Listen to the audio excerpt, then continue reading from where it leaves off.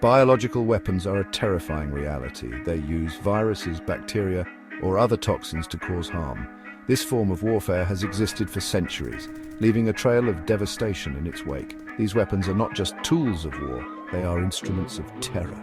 They inflict indiscriminate suffering on civilians and soldiers alike. The use of disease as a weapon is unethical and abhorrent. It violates the fundamental principles of human dignity. The international community must stand united against these threats.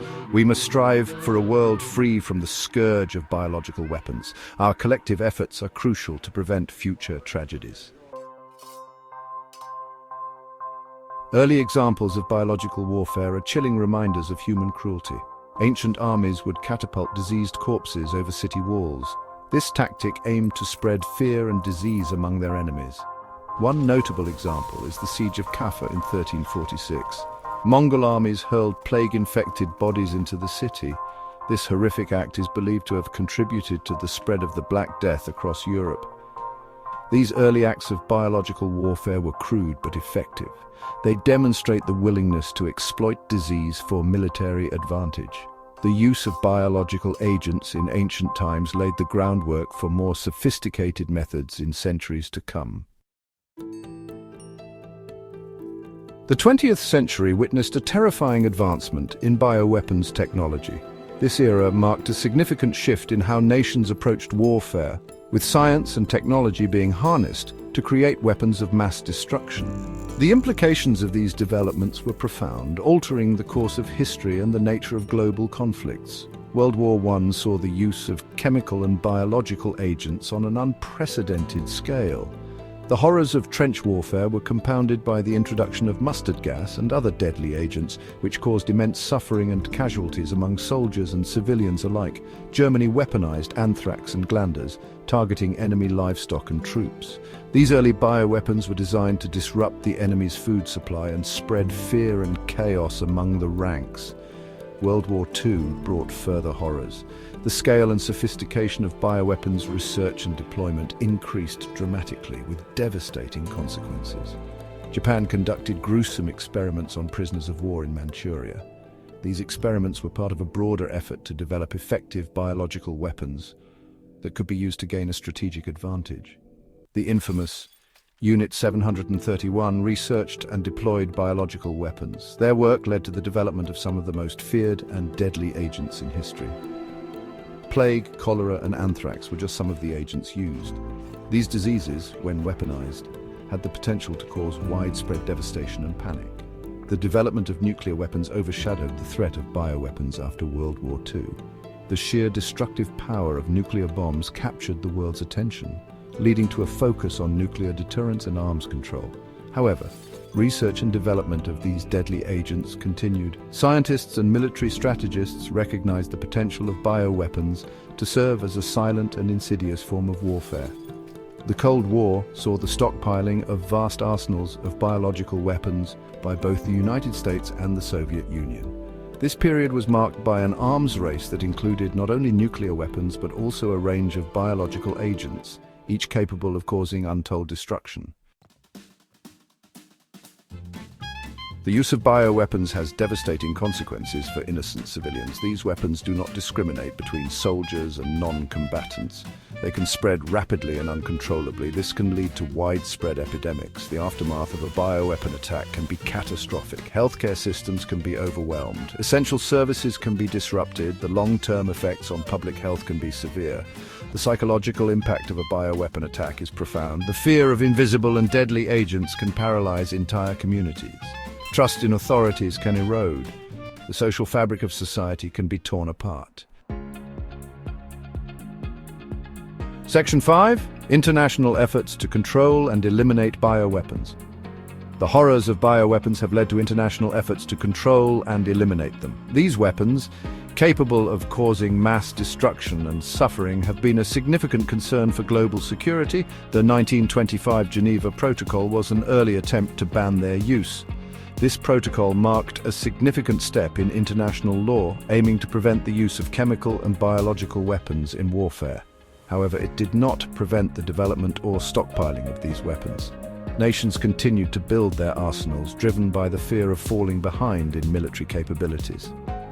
The 1972 Biological Weapons Convention, or BWC, was a landmark treaty.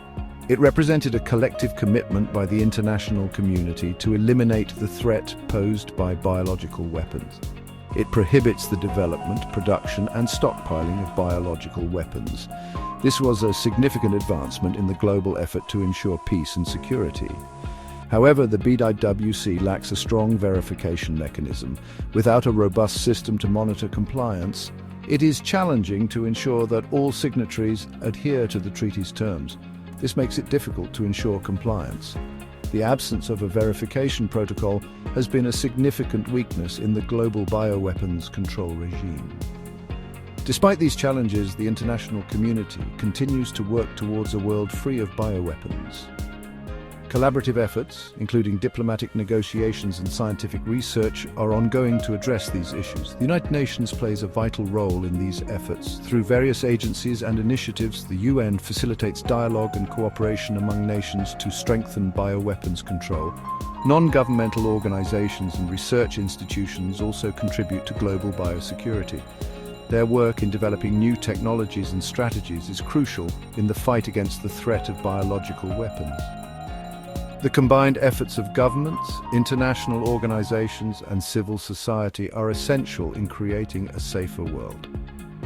Continued vigilance and cooperation are key to preventing the proliferation and use of bioweapons. Section 6: The Path Forward: Strengthening Global Biosecurity. Strengthening global biosecurity is essential to prevent future bioweapon attacks. This involves a multifaceted approach. International cooperation is paramount. Countries must work together to share information, build capacity, and enforce existing treaties. Improving surveillance and detection capabilities is crucial. Early warning systems can help to prevent outbreaks from becoming epidemics. Rapid response mechanisms are essential for containing and mitigating the effects of an attack. Investing in research and development is also critical. Developing new vaccines, treatments, and diagnostic tools can help us to stay ahead of emerging threats. Supporting scientific collaboration and information sharing is essential. Section 7: The Role of Education and Public Awareness. Education and public awareness are vital tools in the fight against bioweapons. We must educate future generations about the dangers of these weapons. Raising awareness among the general public can help to build support for disarmament efforts. The media has a crucial role to play in informing the public.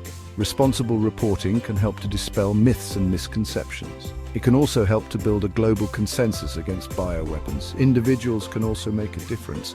We can educate ourselves and others about the threat of bioweapons. We can support organizations working to eliminate these weapons. And we can demand action from our leaders. Section 8: A Call to Action Towards a World Free of Bioweapons. The threat of bioweapons is real and present. The consequences of inaction are too grave to contemplate.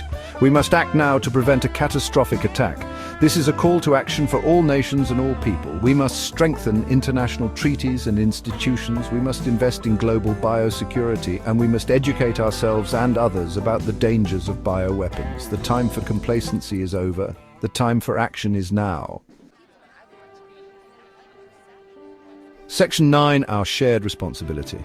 The fight against bioweapons is a shared responsibility. It is not something that can be tackled by a single entity or nation. The threat posed by these weapons is global, and so must be our response.